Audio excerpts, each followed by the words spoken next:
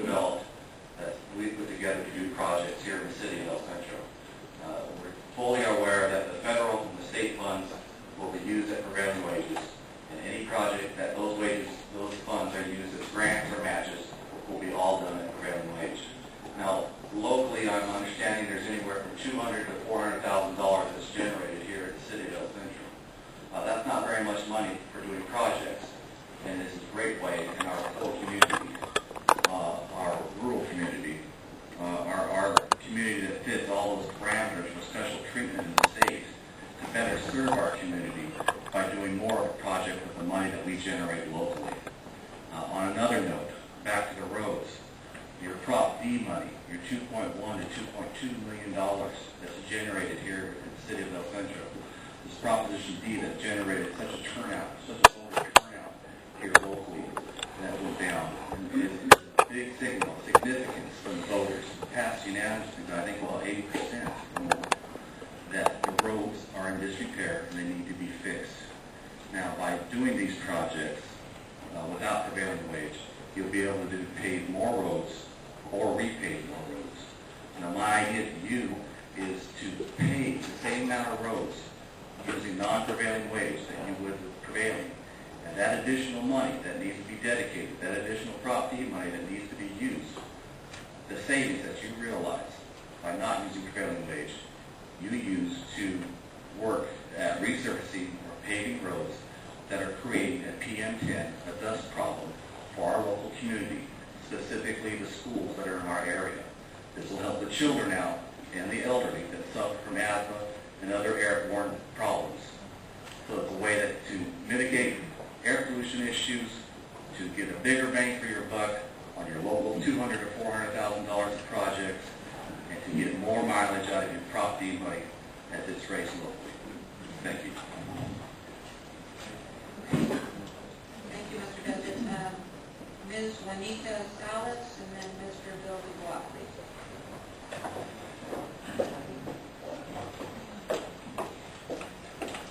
Good evening, council, good evening, members of the audience. I'm here representing Congressman Silver. As you know, I'm his local community representative. I have a statement on his behalf, and it reads as follows. I was recently brought up to speak regarding the city of El Centro's intention to consider moving into a charter city model. Although I commend the city of El Centro for considering this model and having more freedom to innovate and to pass ordinances according to local needs, I hope the council is also considering the local impact it will have on prevailing wage policies. It is important that we recognize that prevailing wage provides standards and economic stability that benefit Imperial County, and in this case, the city of El Centro and its employees. This is especially important to the public who invest in these projects with their own tax dollars.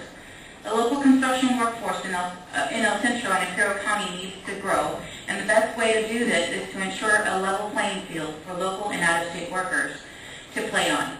Without work standards like the prevailing wage, local workers are put at a competitive disadvantage by out-of-state contractors who come into the valley and win bids because they undercut wages for workers and rarely, if ever, provide health care.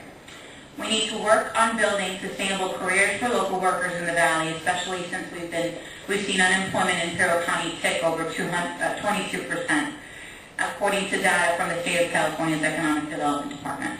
Now is not the time to make the valley's workers less competitive, especially when we know that the public sector may be the only source of construction employment for a while until credit markets rebound. I certainly hope that you look into this matter of extreme importance and consider keeping prevailing wage within your consideration of moving into a charter city. If you have any questions or concerns, feel free to contact me or my staff here at the Valley office. That's it.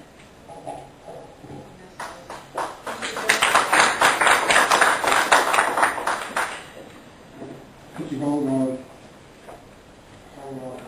Ross? You'd like to conclude this?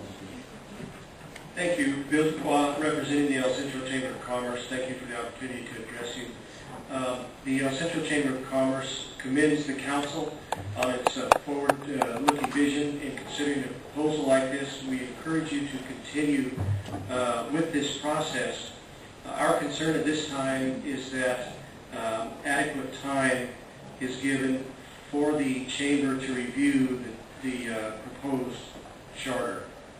We realize the charter has not been written yet, but we have become aware of timetables that would not allow us, members of the chamber, adequate time to completely review the proposal.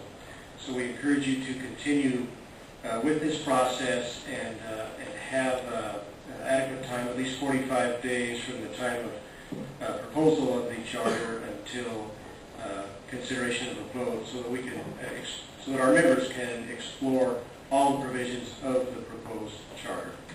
Thank you. Thank you, Mr. Khan. Okay, if this will go a little bit faster as if we can line up a few folks as they're going to be speaking. So we'll have the next three speakers will be Mr. Eric Reyes, Mr. Ricardo Rivera, and Mr. Gary Salas.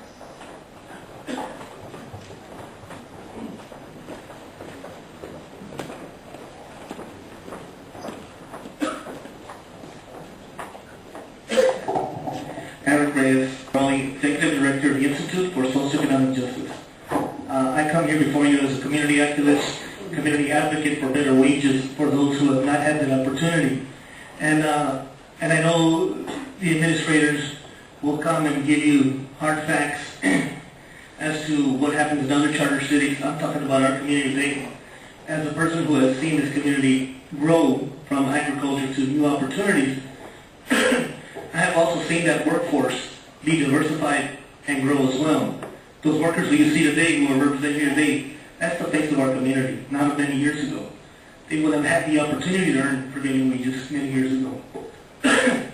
Not only are they able to provide now for their families because of these laws and have the opportunity to work in these projects and so on, which were denied to them unfairly before, and we have broken those barriers and now are able to do those things, they also become part of the community as a whole. I have been involved with Little League, Pop Warner, Babe Ruth. I'm currently the president of Brawley Babe Ruth, and I remember playing with Mr. White many years ago, and White, one of my mentors in baseball as well. And they're the volunteers now for these organizations because they can have lines that allows them to be flexible enough to give their time back to the community because they're not scraping and trying to survive and making daily decisions as many people we know have to do in this country, in this community. They're allowed to live a life that's full, a quality of life, because they have respected as workers, they have health care, they have the opportunity to be mobile within those job opportunities and make decisions that improves their overall quality of life for their whole family. I also want to say that not only do they become volunteers in their children's lives, but in the community as a whole. I have helped spearhead the renovation of the mobile home park in Oakville, and these gentlemen came on their spare time on Saturday, gave of their lives away from their families for those families. They gave because that's what they do, because they have been given the opportunity that were denied to so many, and they know their parents didn't have them, and they want to give back to the same community. Where we were years ago, where our generations, our families, my parents were, that's why we're here today. Give them that opportunity to continue. Mr. Ricardo Rivera. Good evening, Ricardo Rivera with the Auto Workers. I want to touch on the basis of the community and the youth, and if you take away this prevailing wage, you can take away the pressure program, and it's going to create opportunities for the youth of this community to get a career job that can, in turn, produce more income to bring to this lovely city. If you get away with the prevailing wage, you're going to get contractors from out of town, the right to work states come in here, and then in turn, you're going to take that money that they made and take it back out of state. So I hope if you go to Charter City, keep the prevailing wage. And another note, in the independent survey, Mr. Rennie, you said independent survey, but then you wrote the pros and cons. Well, if I wrote the pros and cons, and I'm for charter cities, guess what? There'll be more than pros and cons, right? Mr. Rivera, Gary. Sir, if I may be allowed to respond. Well, I want to clarify a point. I said I wrote the pros and cons of the mayor issue. The pros and cons as the issues that are addressed, as I stated earlier, of the charter, are laid out in the document that was provided by the League of Cities, and it doesn't list pros and cons. It just lists the differences between a charter and a general law. So let's just clarify the record, sir.